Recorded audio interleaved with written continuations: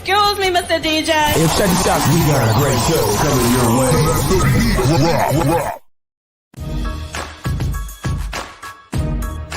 From the ECSI Sports Studios, it's the Midday Market Report with Jeff Dawson.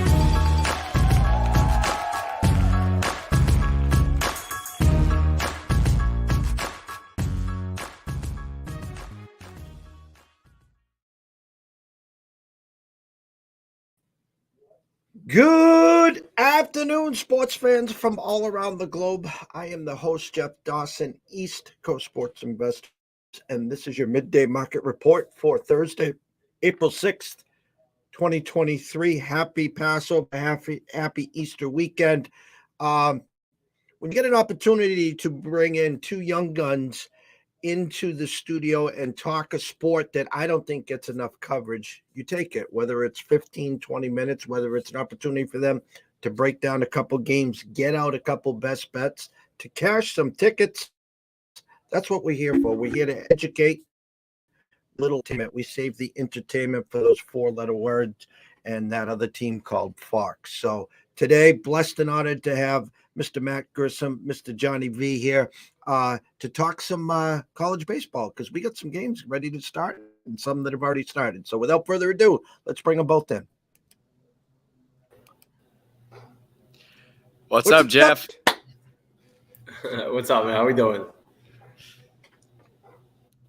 We're Jeff doing. There Happy we go. Easter. There we go. Happy Easter. I'm going to take down this because I'm telling you right now, this is a source. Give me a second.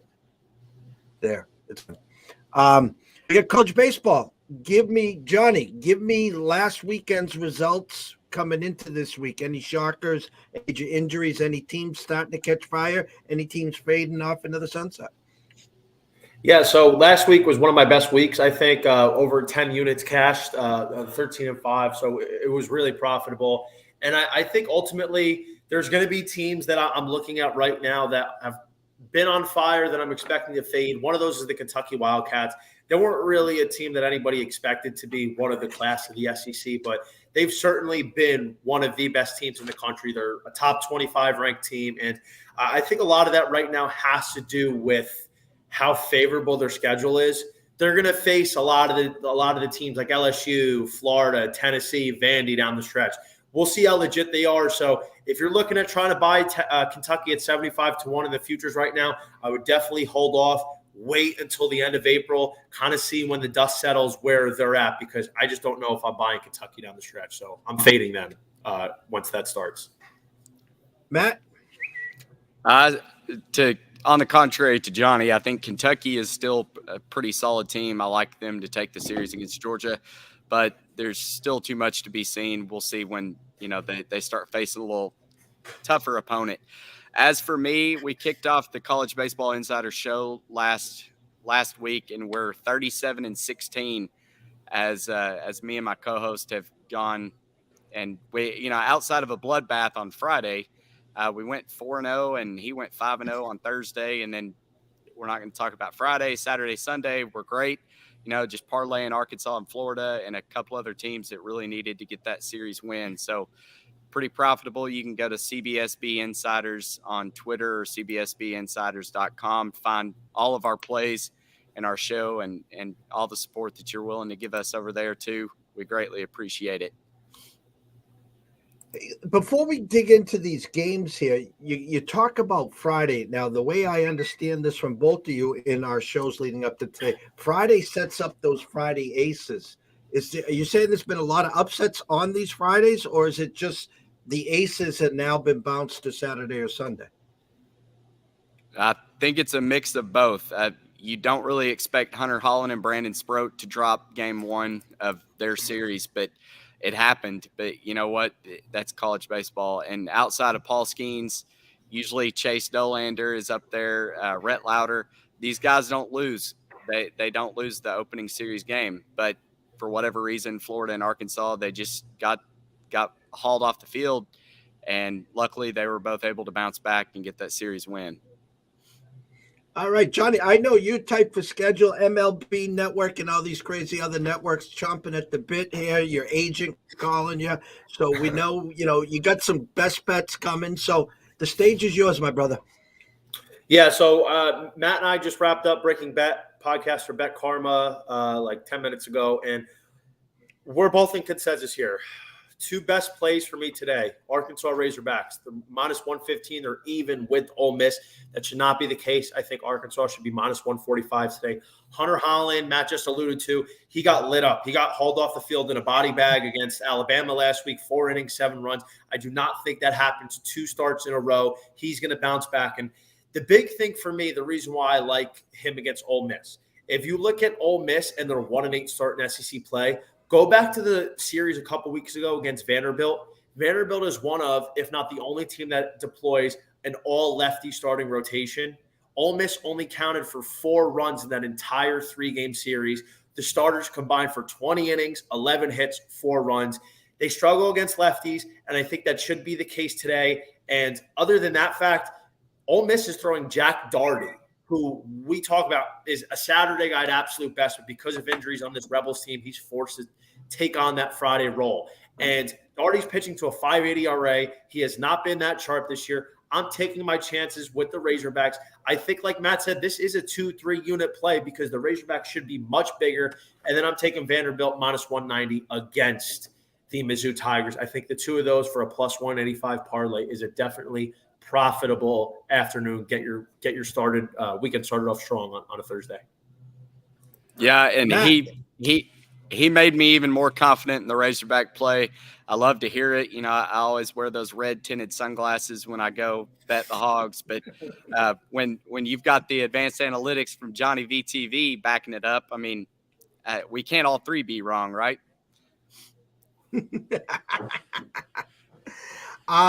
All right, that sets us up. Arkansas minus the 115 against Ole Miss. You said Vandy minus the 190 Missouri. You said, Johnny, if you parlay those, what does it come out to? Plus 185. I would imagine if you wait longer, though, at least Vanderbilt's going to get past minus 200. So I don't typically support and talk about laying minus 190, but Vanderbilt right now, man, they're 9-0 in SEC play. They're on a 12-game win streak. They have a significant advantage against Mizzou, who's fallen off the face of the earth since that 3-game sweep against Tennessee a few weeks ago. And the big reason why I like Vanderbilt even more today, the Tigers are throwing a freshman who is a midweek guy in his first weekend series. Now, what's his name? Lance Lungenberger, something like that. It's Lance Lungberger, something along those lines. He is a strikeout pitcher, and Vandy does have some strikeout prowess in that lineup, but ultimately, this guy has never faced a team of this caliber. He hasn't pitched on a weekend, and I just think the way Carter Holton's throwing, it sets up to be such a great matchup for Vanderbilt. If Mizzou takes one game this entire series, I think it will be Saturday, Game 3, with their best guy, Chandler Murphy, on the mound. Johnny, you only got a few more minutes till you got to split. Do you have anything for the later on in this weekend as well? Yeah, so one thing that I wanted to note, and we're talking about this as well, Matt and myself, South Carolina LSU is one of the best series, if not the best series of the entire weekend. I think now people have just kind of caught up to how good South Carolina is. And I think this team is really capable of winning the series. And I'm having a tough time betting against Paul Skeens tonight because the Gamecocks are throwing Will Sanders, who is their best pitcher, who is their Friday guy, who is a guy who might be a top 20 pick, top 25 pick in the MLB draft in July. He struggled mightily this year, so I can't get behind backing him. Maybe he answers the call tonight, maybe not. But I'm looking for LSU to sneak out a win. I have them in a couple parlays, and then I'm looking to back South Carolina in games 2 and 3. They're going to have the pitching advantage with Jack Mahoney and Noah Hall. And LSU, the 2 and 3 starters, the bullpen, that's been the big bugaboo for them. That's where you can beat them. And I think taking South Carolina plus money in games 2 and 3 is something I'm looking at. So that's playing the long game of the series price. I wouldn't look to play the Gamecocks this evening. I just don't buy it. Paul Skeens has been too dominant, but I do like them in games 2 and 3. I do believe they can steal this series from the LSU Tigers. All right. Matt, you want to piggyback there? Yeah, I mean, we've got the same result, but a different path of getting there. I bet South Carolina plus 155 today. I really think that Paul Skeens, if they can get after him and get him out of there by the 5th or 6th inning, which is going to be tough to do, I think South Carolina can keep it close enough between Will Sanders and I think they'll throw Noah Hall, honestly, just to really try to get this, especially if it's close. But if South Carolina can get to LSU's bullpen late, I think they've got the bats to steal game one in this series. So I think South Carolina has a really good opportunity to take the series from LSU. So I took the big plus money price on the Gamecocks tonight at home, and I'll root on them to win. If they don't get the win, then we'll just see what that number is tomorrow and roll from there. But yeah, I'm a little oppo with JVTV today. Johnny, you got 2 minutes before we have to let you leave the building. Obviously, want to wish you and your family a happy Easter and a weekend. Closing thoughts, any last minute words to everyone watching and listening on college baseball this weekend? Yeah, so I think what's important to note, I have two things real quick. Number one, Tennessee, Florida is probably the 1A to the number one series this weekend. That's what's something you have to watch. Two great SEC teams with two great pitching matchups. I think if you're Tennessee, you have to take this series because, you know, they've started to come back to life a little bit. They swept Texas A&M, and then they probably should have beat LSU in the series last weekend. They kind of found ways to lose. And if you're Tennessee right now and you're the number 11 overall seed in the overall ranked team in the country, if they win this series, I would project them to be top 8 next week. But if they lose, I would say 15 or 16. So this could possibly be a 10-spot difference. And this could set them on a trajectory that is not a path they want to go down if they lose this series. So it's important tonight at minus 145. Chase Dollander pitches like the superstar that he is against Brandon Sproat in Florida. And something that I alluded to a lot is Tennessee against almost any team in the country has the advantage in the late innings. So if they can make sure this game is at bare minimum close, they're going to have a big advantage against Florida, who does not have a good bullpen late. That is where Tennessee can steal these games. And I think it's important they get off to a good start this evening on a Thursday night against Brandon Sproat, who had a bad start against Auburn. Tennessee needs this series. They need to take game one. And in the futures market, before I have to go, bet the Campbell Camels. I've been saying it for months. They're now 90-1 on DraftKings. That is the best number of all the main books. I actually was the reason why they're down to 90-1. I had them at 100-1. I hit them again a couple days ago. 5 minutes later, the line's down to 90-1. This line should be about 55-1. Bet the Campbell Camels, because this team, if their pitching is even halfway matching of what their hitting can do and has done, they're going to be a nightmare to get out. They have a guy by the name of Cade Cooler, their Friday guy, their ace, who is a possible first-round pick this year. If this pitching can match this hitting even halfway, again, they will be an absolute nightmare. 90-1 is the best you're going to get. Take a little piece on them right now before that money or that movement keeps going. All right, go follow Johnny VTV at _Johnny VTV. I know you got to run. Thank you so much for the few minutes, and we'll catch up with you next weekend, Johnny. Thanks, fellas. Have a happy Easter. Happy Passover, everybody. Thank you so much. And let's cash some winners, baby. That's what it's all about. Let's get it off started. Yes, sir. Have a great day. Take care, brother. You too. All right, Matt, the stage is yours. We got about 15 minutes or whenever you have to break now. We broke down some early action today. We got some potential weekend thoughts. Johnny leaves with Campbell. It's true. You guys have been talking about Campbell now all year long on every one of these shows. So you can get them right now at DK at 90-1. Any more series, any more games today, or you want to go down the futures market yourself? No, I want to touch on what Johnny was talking about with Tennessee, Florida. That is one of my plays today. I laid it with Tennessee minus 145.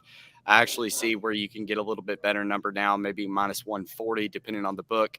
Florida is at a crossroads, and so is Tennessee. There's a theory in college baseball where you want to start off hot, you want to cool down in the middle of the season, and then get hot again at the end.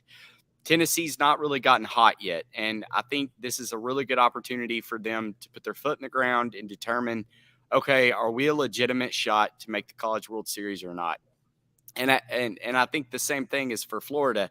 Granted, Florida's gotten off to the hot start, so I would assume that they would hit this cooling period if they're going to be a legitimate shot to win it all. So I did lay it with Tennessee. I think that they ultimately win this series. Now, I don't think Tennessee's going to sweep them, but I'm not sure at this point which game that Florida is going to win. Probably maybe tomorrow with Waldrop on the mound, but we'll see. Another one staying in the SEC, I love Alabama minus 140. They host Mississippi State, who is not very good this year, and they just came off playing the Razorbacks. They won Friday night, which is one of the first times that Dave Van Horn has lost on a Friday night in Fayetteville. It was a huge deal. The coach, Bohannon for Alabama, he was mocking the hog call, and he got thrown out of the game.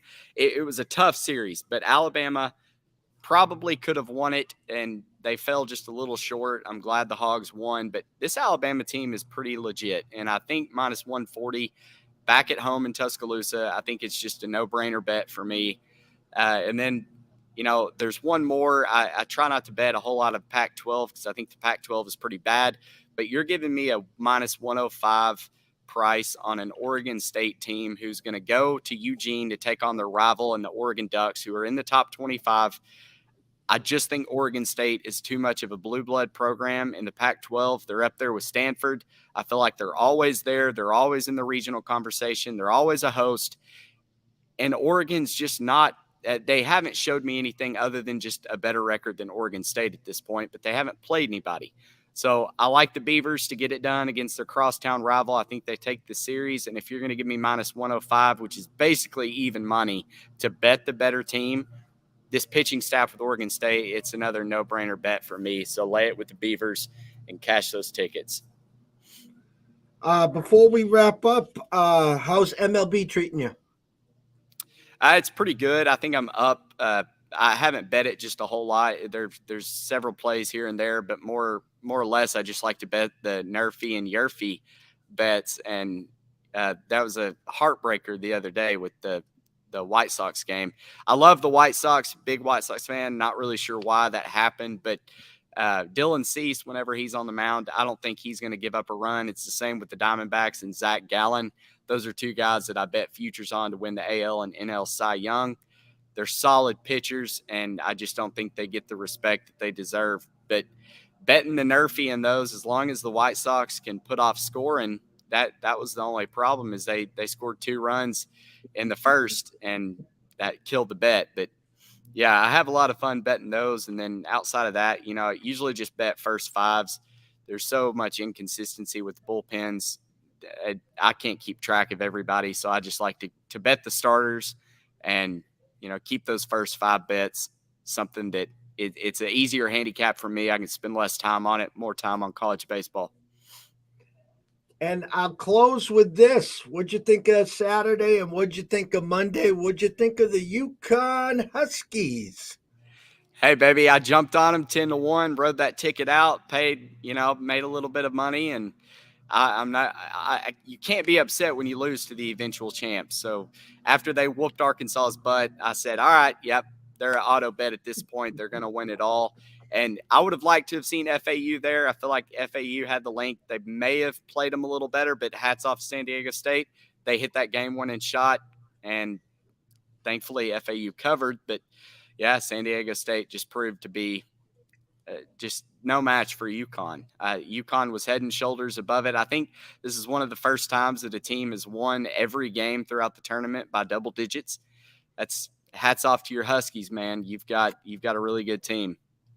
Yeah, they end the season 17-0 in non-conference games, 16-1 against the number.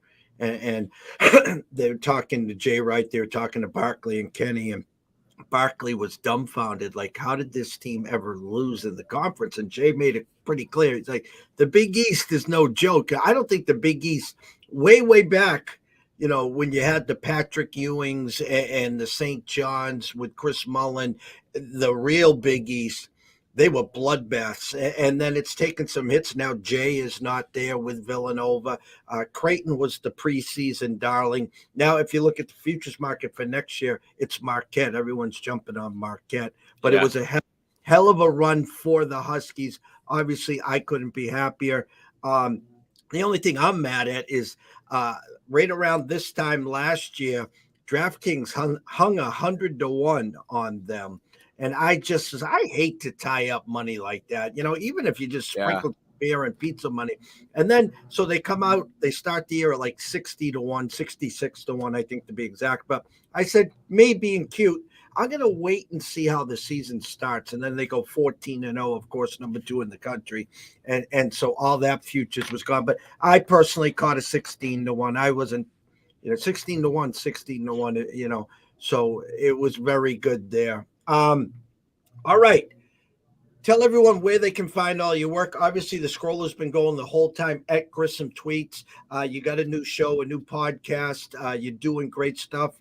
You and your new partner, you and Johnny T.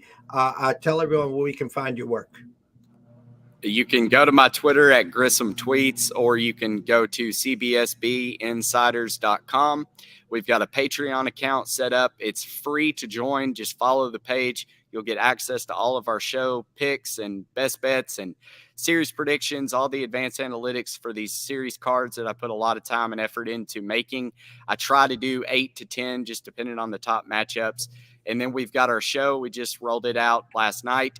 YouTube.com/college baseball insiders will take you there. And outside of that, man, I'm all over Twitter. I'm sure you've seen me at some point if you've looked at anything college baseball, because I seem to just cloud my Twitter with a bunch of college baseball stuff. So I appreciate the follow, and I'm just trying to do this for all of us. We're trying to make some money at a sport that's pretty sharp, and anything that we can attribute to making people better and smarter bettors, it's that's our game plan in this. So I appreciate all the support, and thank you as always for having us on. I mean, getting to use your East Coast Sports Investors platform to spread my name, I can't thank you enough, Jeff. Well, we can't thank you. I am a diehard college baseball fan in general, and I can't wait. And as the season progresses, as we get closer to the conference championships, then the start of the tournament, who's going, who's not going. Hopefully this year, UConn can make another big run, maybe not get in front of a Stanford team, but that's for another show. So everyone, thank you for showing up. Happy Easter weekend, happy Passover. From myself, Jeff Dawson at EC Sports Invest, from the one and only Mr. Matt Grissom at Grissom Tweets. And also, we can't forget Mr. Johnny VTV at _Johnny VTV for coming in for the first 20 minutes. Shout out to Connor. Thank you very much for supporting us. And we wish everyone a great, great day. Enjoy the college baseball this weekend. Enjoy the Masters. And we will see you soon.